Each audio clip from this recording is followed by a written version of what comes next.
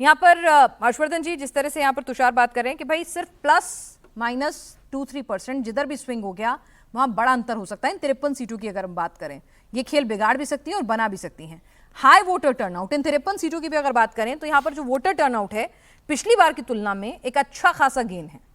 तुषार तो +-3%, 4% के स्विंग की बात कर रहे हैं, लेकिन जो वोटर टर्नआउट है कुछ कुछ सीटों पे तो 12, 15, 20% भी वोटर टर्नआउट ज्यादा हमें दिखा है। भवानीपुर भी उसका एक एग्जाम्पल है। तो क्या हाई वोटर टर्नआउट भी बीजेपी के लिए अच्छी खबर लेकर आ सकता है इन 53 सीटों की अगर मैं बात करूं तो? हाई वोटर टर्नआउट का आज की तारीख में सीधा मतलब है कि वो मतलब नाराजगी कह लें या कहें कि उसको ये अब लग रहा है कि नहीं, अब बात नहीं बनेगी। इसको आप समझिए, बंगाल के लोगों से आप बात करिए तो वो कहते हैं कि नहीं नहीं, अब बहुत मामला हाथ से निकल रहा है।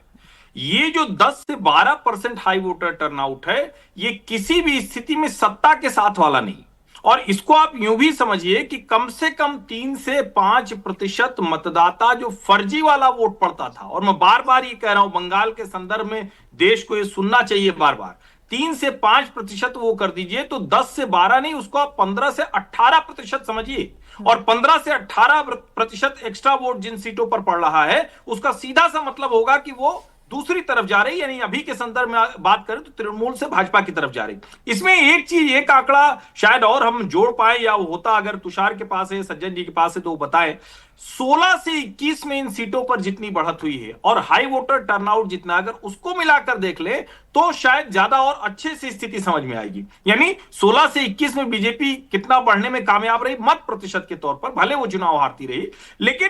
जो उसके पास बढ़े हुए वोट थे वो कितने थे, और जो हाई वोटर टर्नआउट है, तब हम देखेंगे, तब असली स्थिति सामने आएगी कि तृणमूल कांग्रेस के पास अब वहां कुछ बचा है या फिर वो सारी बढ़त गंवा चुकी है। मुझे लगता है कि उस आंकड़े के आने के बाद देखेंगे तृणमूल कांग्रेस वो वाली बढ़त गंवा चुकी है और भारतीय जनता पार्टी के पाले में वो सीटें जाती हुई आसानी से दिख रही है। ठीक है तुषार, अगर आपके पास वो डेटा होगा तो मैं आपको थोड़ा वक्त देती हूँ, अगर वो हम एनालाइज कर सकें। हालांकि इतनी जल्दी तमाम सीटों का डेटा लाना, एक मोटा मोटी अगर पिक्चर हो तो आप साझा करें हर्षवर्धन जी से। इस बीच में सज्जन जी से थोड़ी बात कर लेती हूँ। सज्जन जी, 10 सीटें आपके स्क्रीन पर रखी हैं, जिसमें हमने मेमारी, पूर्वस्थली उत्तर, कटवा, गलसी, कूच बिहार दक्षिण, राजगंज, माल, कुशामंडी, तामलुक और पंसकुरा पुरबा रखा है हमने, ये सीटें रखी हैं। तो यहाँ पर कोई भी ऐसी सीट नहीं है जहाँ पर अचानक से जो ड्रॉप हो वो टीएमसी के लिए -5%, -10% हो या -15%, जैसे कि हमने पिछली सीटों पर देखा था। तो यहाँ पर भी आपको लगता है कि बीजेपी के लिए कुछ प्रोस्पेक्ट्स इन सीटों पर भी निकालना मुश्किल होगा? नहीं, बिल्कुल प्रोस्पेक्ट है, चूंकि देखिए ये जो सीटें हैं ये हुगली, पूर्व वर्धमान और कूच बिहार दक्षिण, तो कूच बिहार की सीटें हैं। तो हुगली और पूर्व प्रधान के, हुगली में तो थोड़ा बहुत वो हिंदू मुस्लिम इशू पहले से रहा है, लेकिन जो पूर्व वर्धमान वगैरह में आप देखें, जो टीएमसी के खिलाफ और बीजेपी के पक्ष में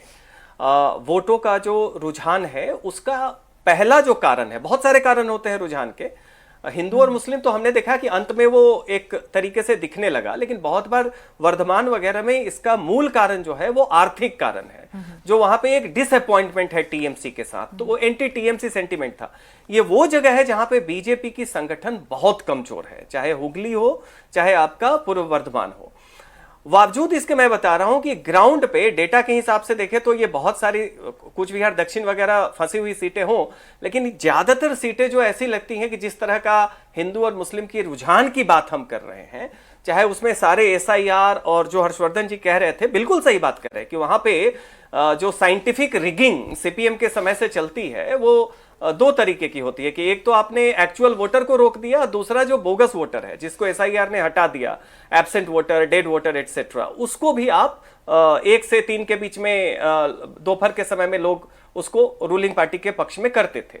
लेकिन बावजूद इसके जो ग्राउंड रिपोर्ट है, अब जैसे कटवा की सीट है, वहां पे तो 20-22% ही मुस्लिम है, तो कायदे से तो आना चाहिए, लेकिन ग्राउंड पे जब आप पूछिएगा तो जो बीजेपी के पक्ष के भी लोग हैं वो कहते हैं कि वहां पे प्रत्याशी की वजह से या किसी वजह से तृणमूल निकाल रही है। तो कहने का मतलब यह है कि डेटा सेंट्रिक एनालिसिस बिल्कुल हमें एक लार्जर पिक्चर सही दे रहा है, लेकिन उसमें ग्राउंड पे हमने अभी भी कहा कि जो भी माहौल बीजेपी का बना है वो पिछले 2 महीने में बना है, जब अमित शाह गए हैं और इलेक्शन कमीशन ने सुरक्षा के इंतजाम किए हैं, अनप्रेसिडेंटेड, जिसके बिना बंगाल में फ्री एंड फेयर इलेक्शन हो ही नहीं सकता था। नहीं तो नवंबर, दिसंबर, जनवरी तक आप जाते तो वहां पे एंटी टीएमसी फ्रस्ट्रेशन डिप्रेशन बहुत खतरनाक थी लोगों में, इंटेंस थी पहले से ज्यादा, लेकिन बीजेपी पे बिल्कुल भरोसा नहीं था, क्योंकि उसमें बीजेपी की जो प्रदेश इकाई थी या जो भी लोग उसको देख रहे थे, उनको लेके ऐसा लोगों को लग रहा था कि इन्होंने अबेंडन कर दिया है। तो ये जो मोमेंटम है, जो हम कहते हैं ना कि ओपीडी मोमेंट, ओपीडी वाले फेज में आपने बिल्कुल पेशेंट को छोड़ दिया, अपने वोटर्स को। अब आप आईसीयू फेज में आके पूरी की पूरी हाई वोल्टेज एफर्ट लगा रहे हैं, तो निश्चित तौर पे एक बहुत ही अप्रत्याशित माहौल बदला है।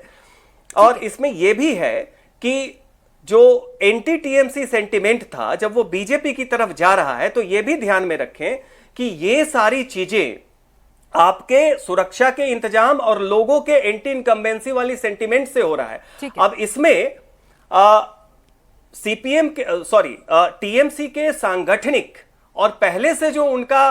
मौजूद है एक तंत्र सिस्टम जो है, उसको बिल्कुल डिस्काउंट कर देना, हमें लगता है इसमें थोड़ा कॉशन करनी चाहिए। तो मैक्रो पिक्चर बिल्कुल सही है। एक और बात बता दूं कि 24 का जब या 21 का रेफरेंस लेते हैं, जैसे भवानीपुर की बात चल रही है कि 55,000 से लीड 24 में 8,000 की हो गई। एक इसमें क्वेश्चन ये लेना चाहिए कि ममता बनर्जी चाहे 2011 का चुनाव हो या 2021 का चुनाव हो, भवानीपुर वो बाई इलेक्शन में लड़ी हैं, मतलब टीएमसी की प्रचंड बहुमत से जीत हो गई, उसके बाद वो वहां पे लड़ी।